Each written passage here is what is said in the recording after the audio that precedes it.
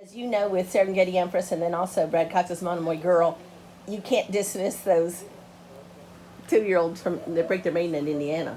No, you can't. But this is a very tough race on Friday at Keeneland, and we recognize that. Although Gone Glimmering is 2 for 2, she definitely comes from a smaller pool of horses and is stepping into the big leagues on Friday. And I think because of that, she'll be a horse that is probably going to be one of the longer prices in the race, despite being undefeated in 2 starts. I think as a handicapper, it's worth examining those 2 races and watching the backtracks on those 2 races, particularly the last one.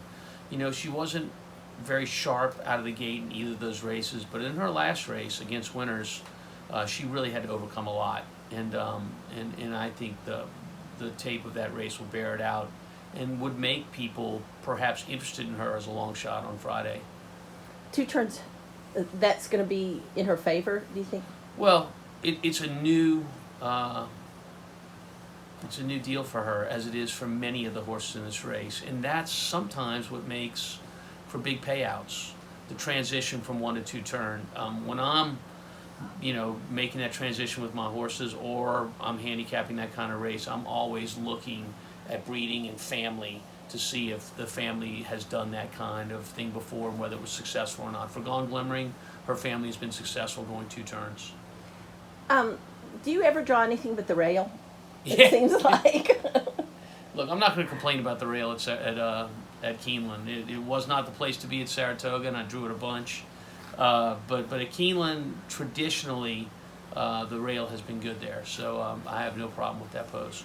Have you gone through the past performances for and Mark Cassey has that filly that won the Right. 2 stakes at Saratoga. Just your thoughts on the field and. I think it's a very good field. I was really impressed with Shug McGahee's maiden winner at Saratoga. I was there for that. We covered that on our show.